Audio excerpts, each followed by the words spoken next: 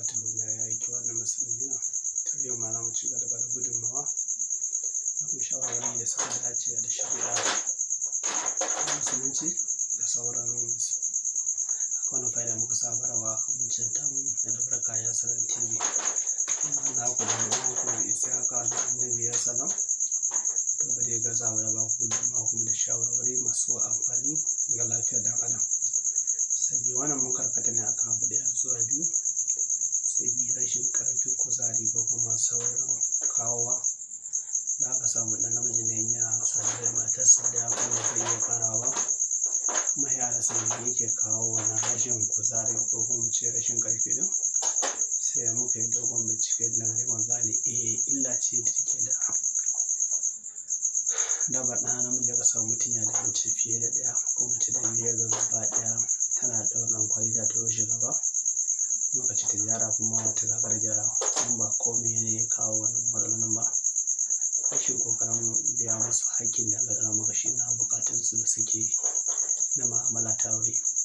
To amma saboda yawan ƙorafi da ɗan uwa suka ɗan yawaita sai muka ce wannan abu ne da ya kamata mu ci gaba da ƙoƙari kuma ta sa ta yawan ƙorafi a cikin gwiwa maza yan uwan shawarwari da sauran maganuwa suka dace. To insha Allah za mu ci gaba ba su sai su namu ne kuma ta namu ne. Ku yi haƙuri za mu ta ba su saboda ku muke musu da ba dan ko ba za mu yi musu ba. To yi muka tunani za ga mutum ana turai da ƙafa iya cewa nan ba zai yi ce maka baka da zuciya ka da hakan ne kuma ba komai ya kawo ba. Sai ka ji mace ta ja ta koma can gidan tsohon militan Musa da ma gidan baban Aliyu na koma. Kin ga an samu damuwa ko mu ce an samu matsala. Ba komai ne kawo haka ba, rashin kula da lafiyar ka da kuma rashin kuzari da baka da shi da su suka yi wannan galawa kuma suka ba ku nan damoyi nan. Amma da jira Allah kan wani canta mai albarka za mu ta ba ku fa'idodi 100% wanda kuma za su amfane ku da baka zamani ba. To wani abu ne mai sauƙi wanda aka nema da aka haɗa. To ga abubuwan nan kamar haka dukkanin mu a cikin mai yawanci wani sun san shammar da yin da kaje wata santa ta Islamic medicine ko wani guda ake amfani da shi da kullum za ka iya samun wannan ƙarin abin da shammar. Amma ka zalika kowa ya san citta haka kuma kowa ya san ƙarin tafarnuwa. Haka zalika kuma kowa ya san zuma. Hakan nan kowa ya san ina sai na da zuma haka kowa ya san wannan abu wannan bakin nan dai ya dan kwanta mu.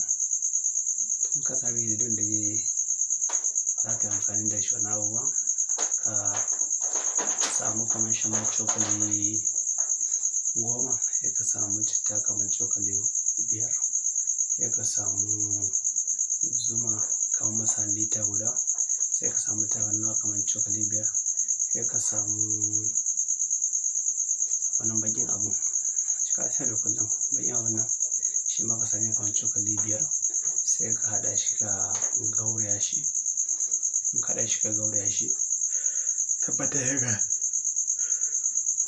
ya gari ka samu goma guda ka daka su suka dafu suka gari shi kenan sai ka zuba shi a ciki sai ka tabbatar ka ci abinci ka ƙoshi ka samu cokali 3 ka sha da safe. Hakan da bai wuce sauran awa ɗaya ka kwanta ba sai ka sha cokali 5 a cokali 3 ka ɗauki tsawon wata sati 3. Tun da ka wannan matsalar ne insha Allah an raba da ita da hata fara bayana ba wannan matsalar da take addabar mutum kuma ce mutane da yadda Allah shi ma ne ta ce hanya mafi sauƙi ita ce hanyar da ya fi dacewa a jarraba ta. Kar a manta da yin subscribe da yin like da yin share. Sannan ga masu buƙatar can ɗin na telegram da su yi na ƙasa description za su shiga su yi join. Sannan ga masu tambaya su yi tambaya makon nan da ba su gabe ko su yi ta manhajar WhatsApp ko kuma ta sauran social media da muke amfani da su.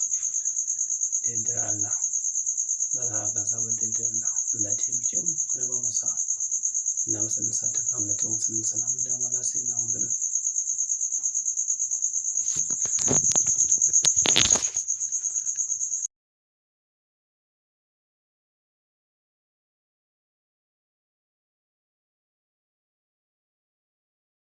ku rattaba mana subscribe sannan ku danna ƙararrawa. Haka zalika ku baɗa mana like, ku suburbuɗo mana sharhi sannan ku yaɗa wannan ɗauka. Ta yi kenan.